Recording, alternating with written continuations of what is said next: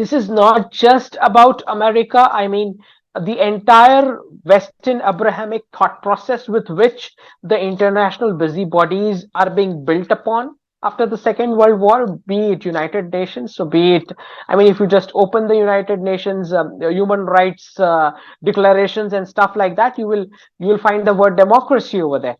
Now, what is the evidence that democracy is the format which is the best format, which should be, imposed upon every country, and who has the right to impose it? By the way, that is a question to be answered. If I am to answer, I would certainly say that the autonomous Janapada structure of ancient Bharat was something which was really a very modern and advanced form of governance structure. But right now, what we are reduced into a democratic format, the fundamental assumption which belies this format is that every vote is going to be a rational vote.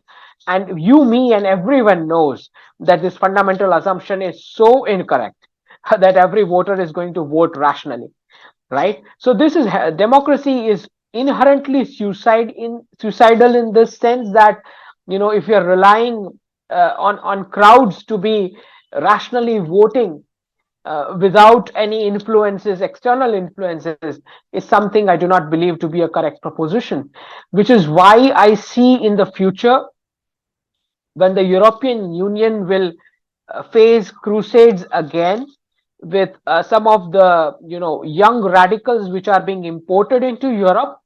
It is very obvious that starting from UK, there are going to be street clashes between the natives and the radicals, because these are very young radicals imported from the Middle East who are radicalized by the clerics into blind acts of terrorism and whatnot, which the Europe will very soon witness.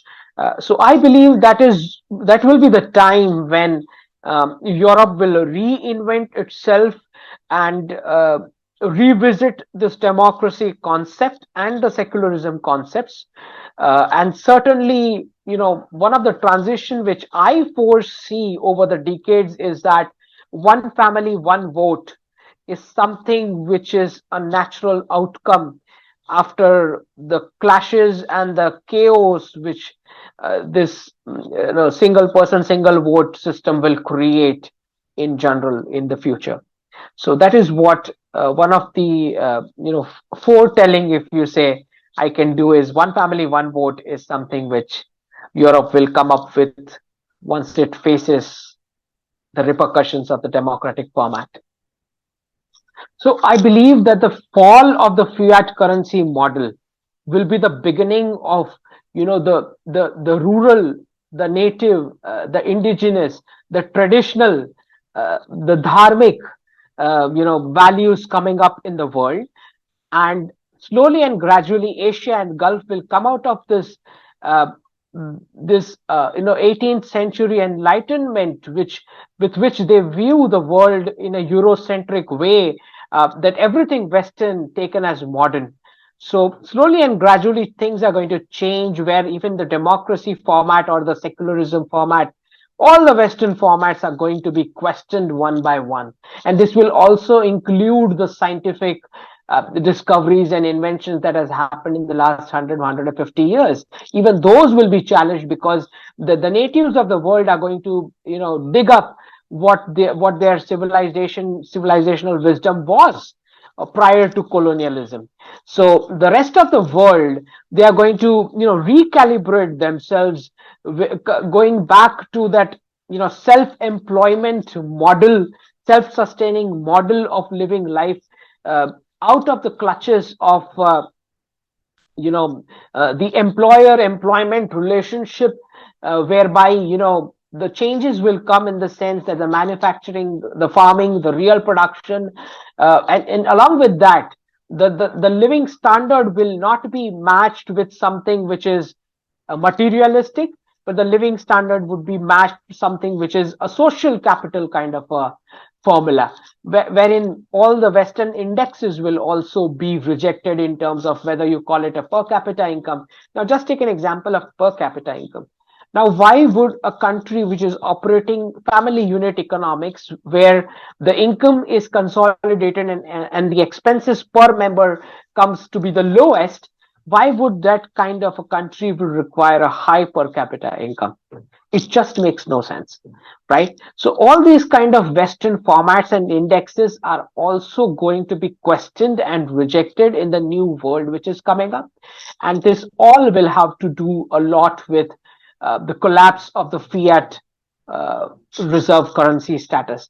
Now the countries of the world have realized that there is no need of a single country reserve currency, which is going to bring massive macroeconomic changes, not just in terms of valuation of what people generate in their countries and in their daily lives, but also in terms of what countries trade with each other.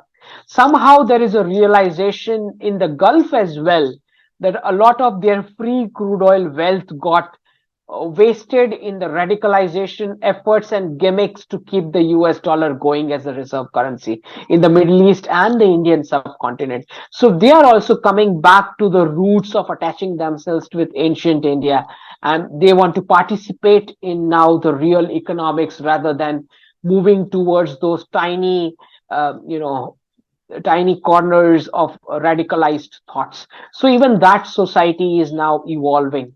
They are also voicing up to Biden, not taking Biden's phone calls and whatnot. So I think a lot of the rest of the world is trying to wake America up.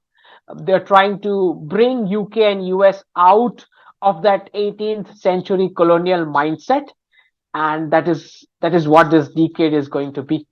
So moving forward, what I see happening is next 2 to 3 decades, India, Russia, and China are going to fix and seal their individual spheres of influence.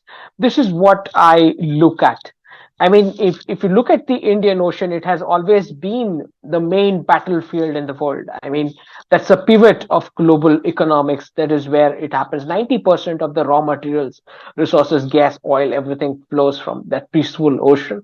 But looking at what's going to happen next, as I see news of Raytheon and then General Electric and then Boeing and then Airbus and then Sundar Pichai being awarded in the West, and then he comes and meets our Prime Minister.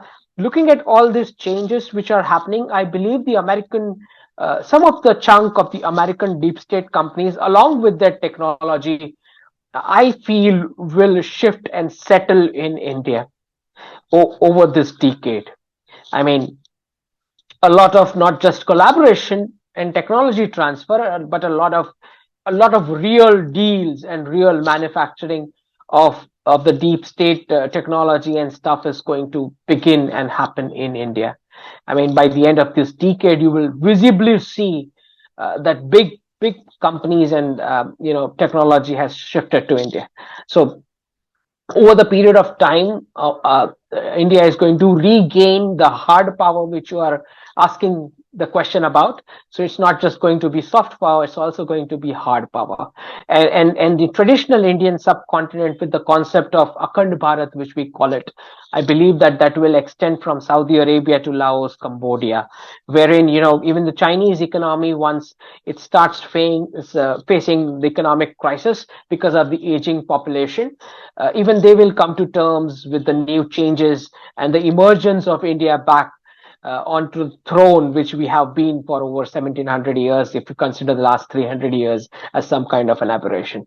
So definitely you will see hard power coming out of India as well. It's not just going to be about the soft power.